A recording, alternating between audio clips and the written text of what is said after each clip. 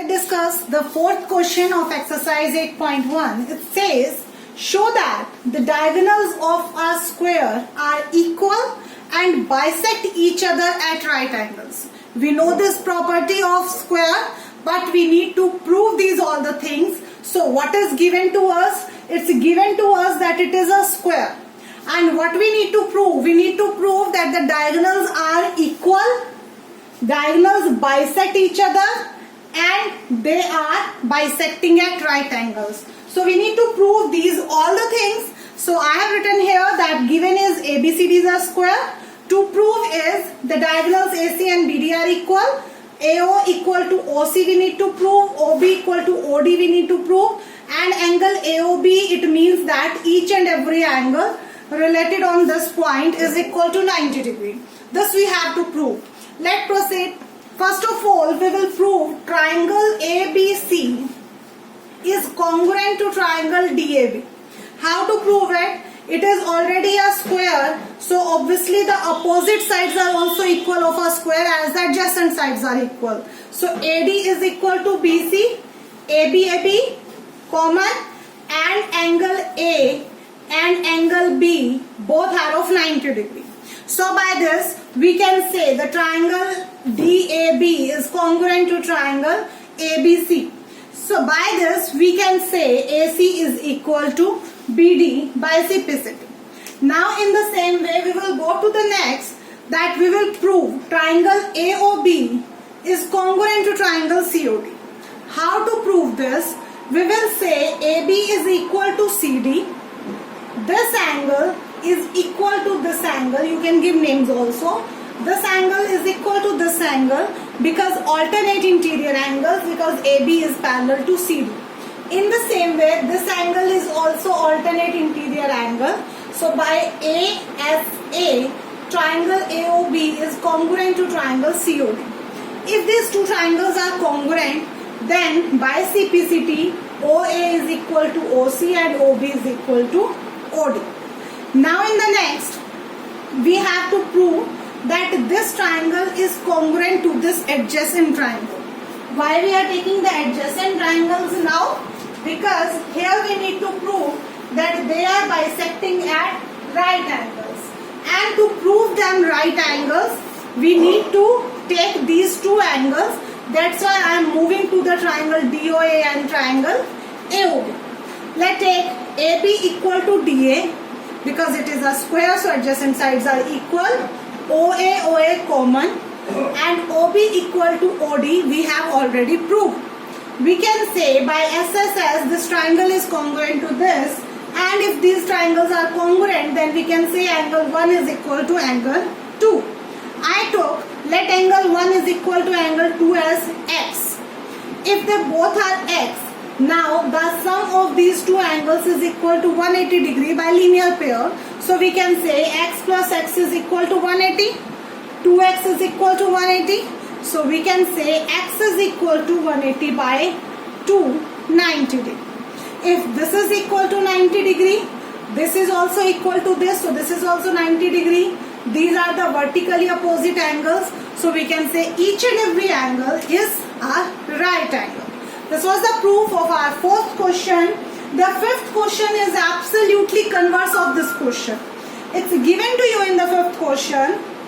Show that if the diagonals of a quadrilateral and bisect each other at right angles, it means if it is, this is given to you, absolutely converse. This is given now, and this we have to prove that it is a square. So what you need to do, you will do these all the things, these all same congruences, but by using that these all are equal. So if by using these you get that AB is equal to CD, AB is equal to AD also, then you can say it is a rhombus. After that, if you prove that these angles are right angles, then you can say yes, it is a square. So this you will do on your own. Let's move to the sixth question. The sixth question says a diagonal AC of a parallelogram ABCD bisects angle A. Show that it bisects angle C also. It is given to you that ABCD is a parallelogram diagonal is bisecting this angle A. Bisecting, it means angle 1 and angle 2 are equal to each other, and we need to prove that it is bisecting angle C also. So we need to prove that angle 3 is equal to angle 4. How to do it? First of all, we will use that it is a parallelogram.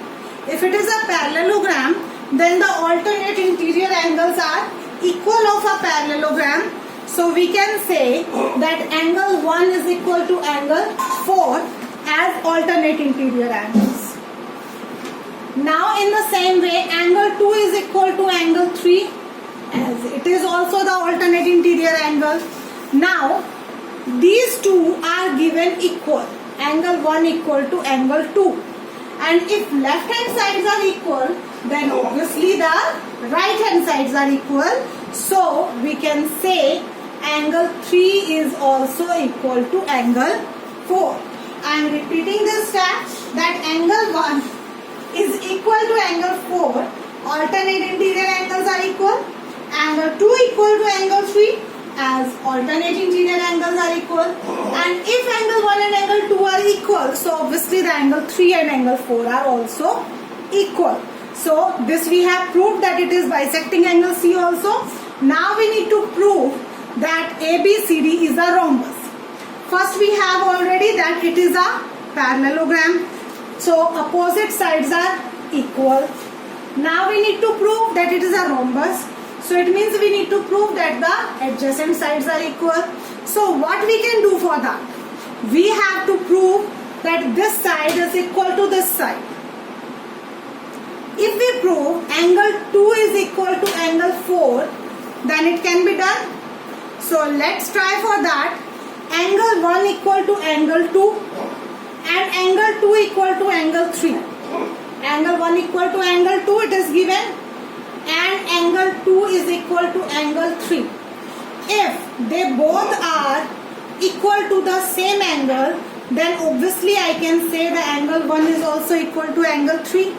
Or if I write it like this, that angle 3 is equal to angle 2. Now I can say they both are equal to the angle 2, so they both are also equal to each other. In the same way, angle 2 and angle 4 are also equal to each other, because angle 1 is equal to angle 4 and angle 2 is equal to angle 3 and angle 3 is equal to angle 4. So it means they both are equal to angle 3. So it means angle 2 is equal to angle 4.